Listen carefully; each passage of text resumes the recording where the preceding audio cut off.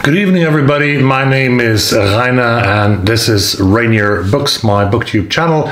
It is Wednesday, November 16, and it's time, really time.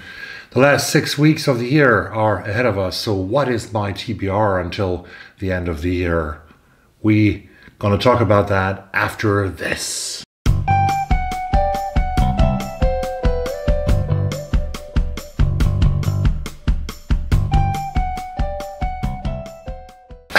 I have a huge number of books.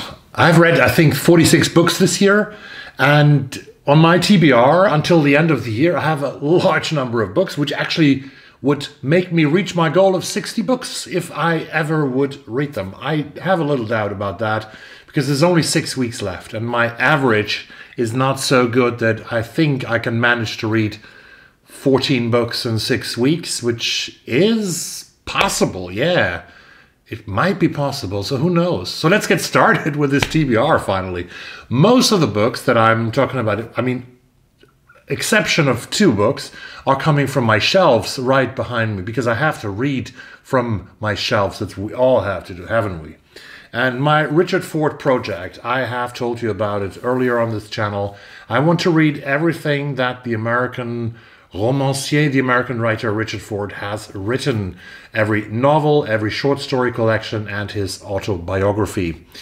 So, but not in chronological order. So I have read 2 of his novels.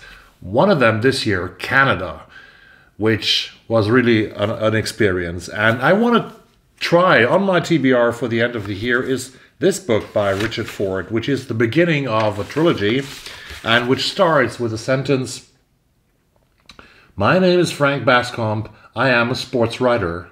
For the past 14 years, I have lived here at Hoving Road, Hutcn, New Jersey, in a large Tudor house bought when a book of short stories I wrote sold to a movie producer for a lot of money and seemed to set my wife and me and our 3 children, 2 of whom were not even born yet, up for a good life." This is The Sports Writer by Richard Ford. Many say that it's his best novel. I am looking much forward to do this, to read this. Number 1, no chronological order. It's not the book that I'm reading right now. Then I have something from Germany. It's actually not from Germany. It's actually from the Democratic Republic of Congo, but the author is actually living in Austria. His name is Fiston in Austria, in Graz. Mwanza Mujila. He was born in Congo, and his book is called Tanz, der Teufel, Dance of the Devil. I think it's about a pup somewhere in the Democratic Republic of Congo. It's his second novel. His first one was called Tram 83. And, well, it's called a schillernder, virtuoser and politischer Roman about a very colorful and virtuous and political novel. A novel about the emergence of, no, not the emergence, but the consequences of colonialism, of globalization, of exploiting resources, and civil war. Tanz, der Teufel by Fiston Mwanza Mujila.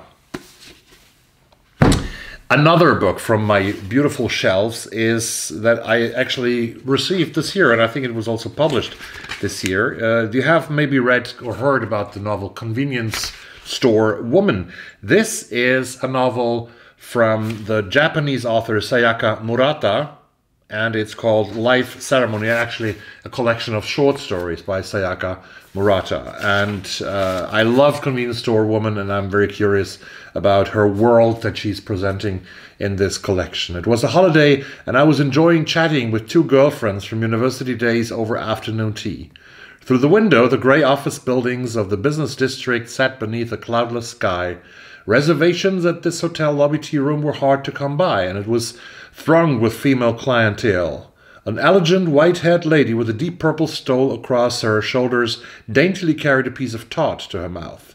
At the table next to us, some girls with colorful painted nails were taking photos of their cakes. One of them spilled apricot jam on her white cardigan and hastily started wiping it off with a pink handkerchief. That's the beginning of the very first story by Sayaka Murata, Life Ceremony. I love Japan. I love Japanese literature. I'm very interested in that, as you probably know. And if you are a regular visitor of this beautiful channel, then you also probably know that I love Portugal, the beautiful country in the southwest, the most southwestern country that you can find in Europe, actually, bordering to the Atlantic Ocean. And I was there in June with my daughters, and I read a Portuguese novel. Don't ask me. I read this Portuguese novel here about colonization, about coming back from Angola. I think it's called The Returnees. And I have another book here of an author that is by an author who is always mentioned when it comes to the Nobel Prize for Literature each and every year for many years now. And he is maybe Portugal's most well-renowned author. He was born 1942 in Lisbon. He has studied medicine. He was in the colonial war in Angola. And he worked as a psychiatrist, and both in Angola and in Lisbon. And now he lives in Lisbon. He's 80 years old, and he's regarded as one of the most important European writers of our times.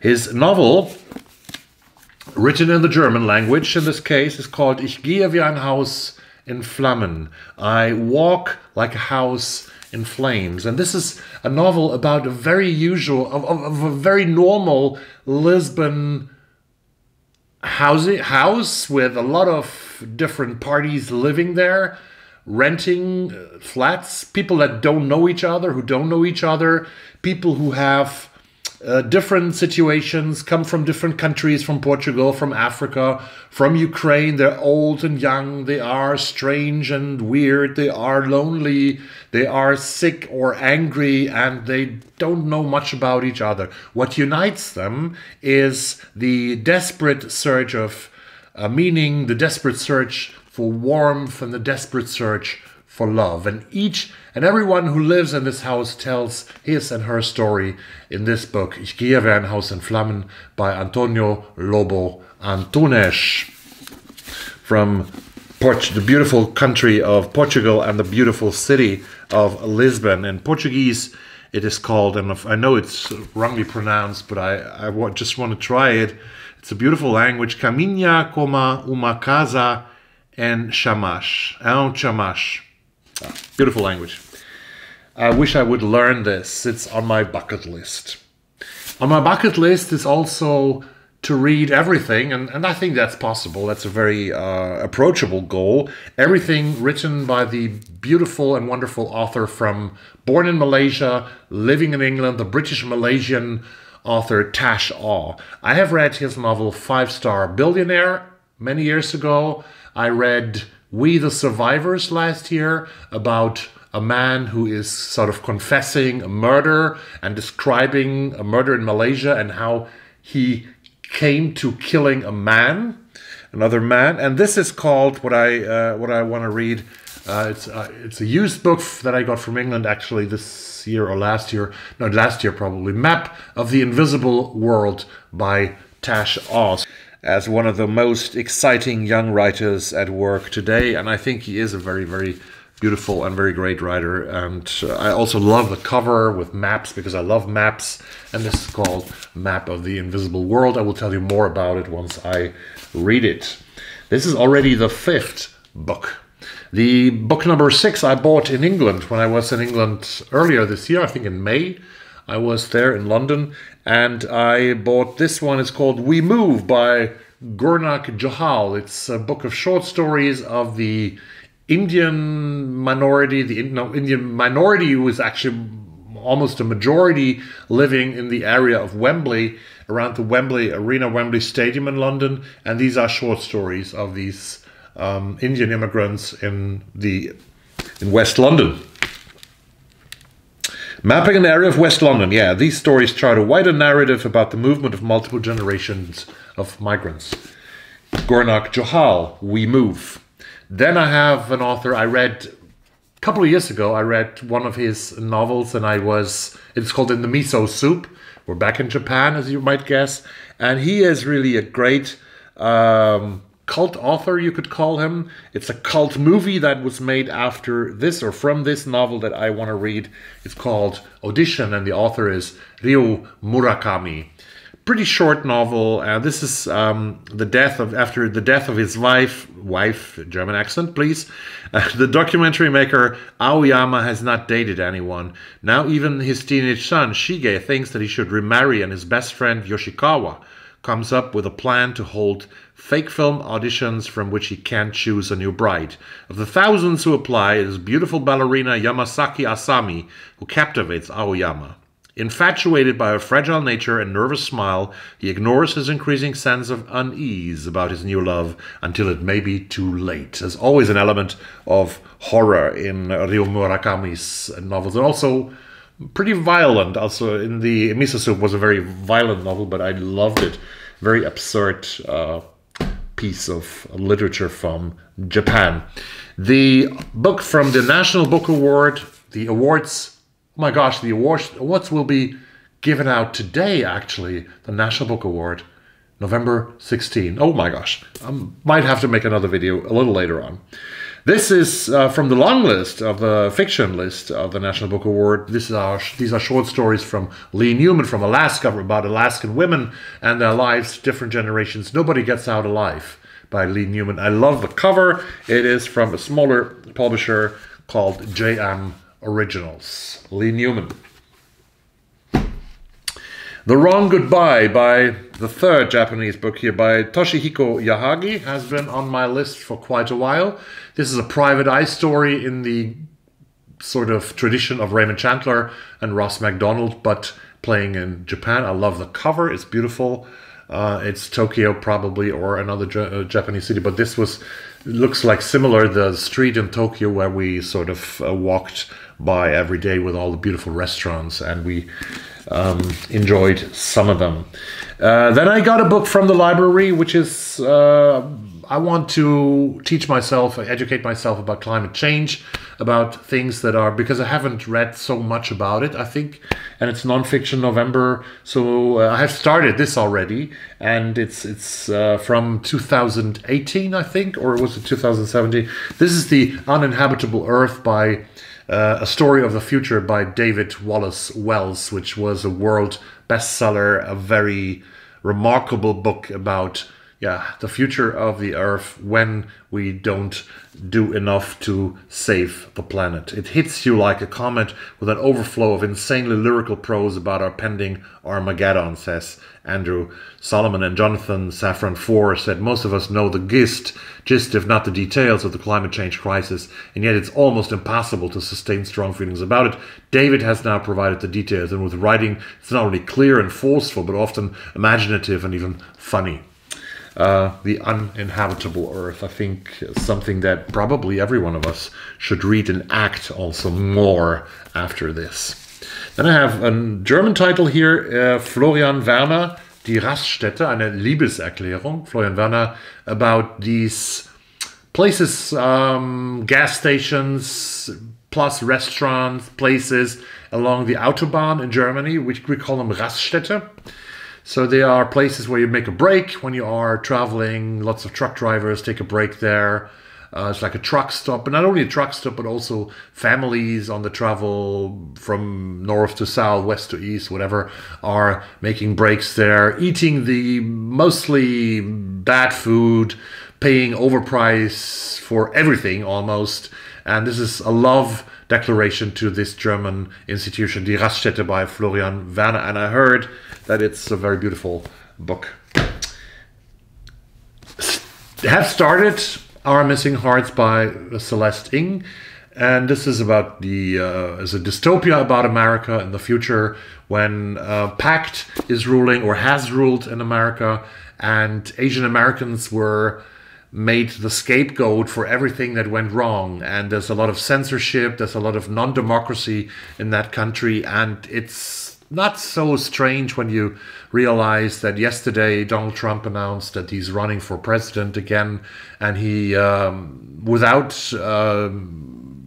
getting into detail, he's I saw his speech a couple of hours ago, and he told so many lies in that speech again that it's really incredible. And it's something that could happen in this or another way in the US. Democracy is at stake, and this is also what Celeste Ng is taken up in Our Missing Hearts when she writes about that boy Bert who has lost his mother. His mother has disappeared because his mother was Asian American, and when the things happened that blamed every Asian American, his mother disappeared. He doesn't know anything where his mother is, and they had to sort of throw away everything that was connected to her. And she called him Bert. His father calls him Henry. And I think this is the beginning of the novel, and I'm very curious about how it continues. To England, to the UK, Preti Taneja, or hopefully I pronounce her name right. Preti Taneja is a professor of creative writing and of world literature at the University of Newcastle in England.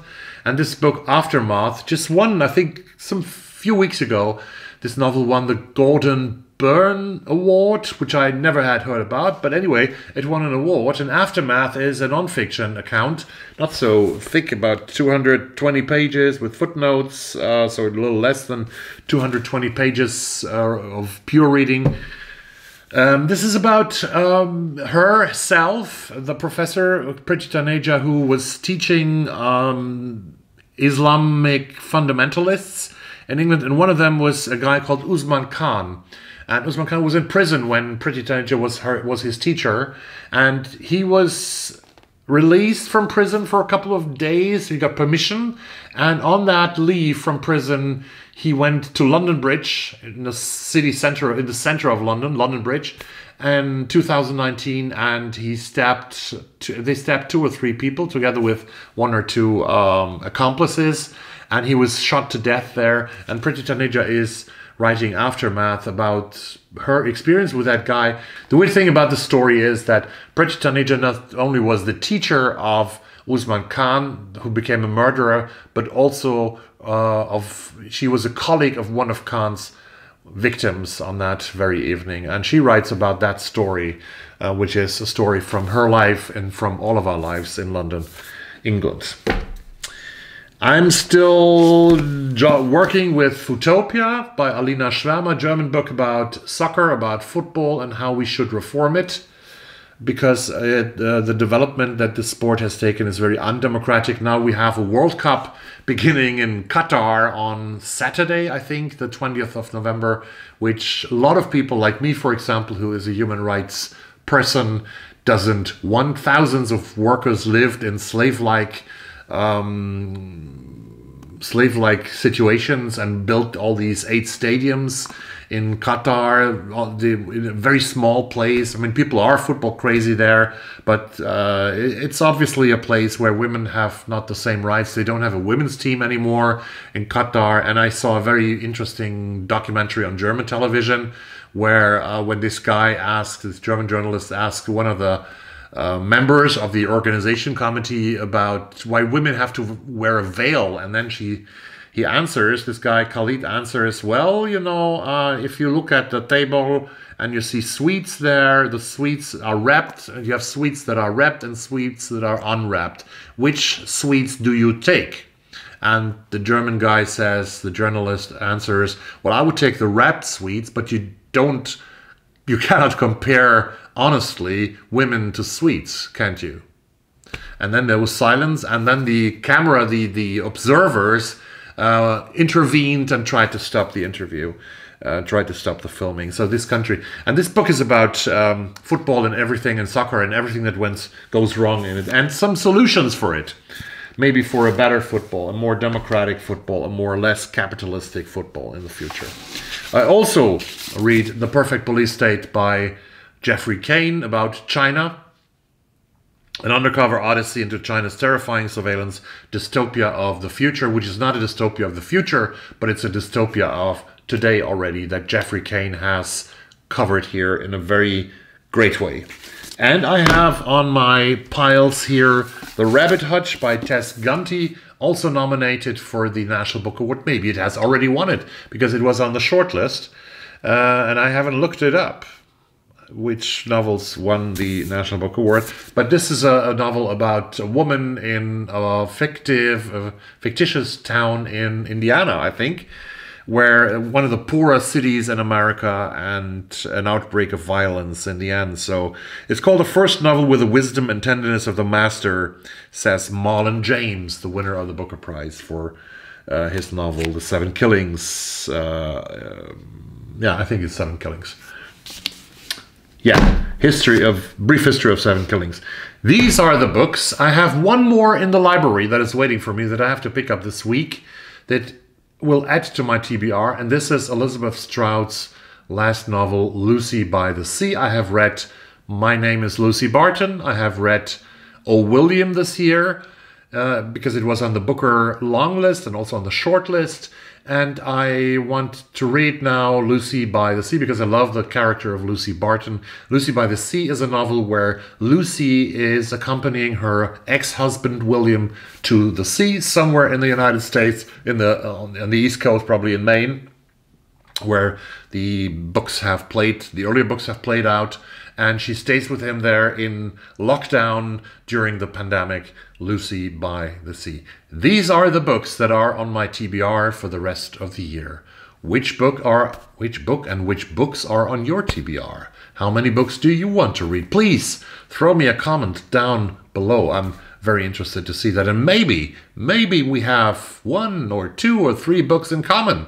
That would be just great, and we can exchange our opinions about these books. Please leave me a message. Thank you for watching this video. If you are a returning subscriber, I thank you again for watching this video, for returning to the channel.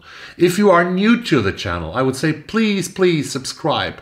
This year is only 6 weeks of this year are left, and my dream was to reach 1,000 subscribers by the end of the year. This is pretty close because I think I need 35 more subscribers, so then I have 1,000, which would give me a lot of motivation for beautiful new work in 2023. So I would be glad if you subscribe to the channel.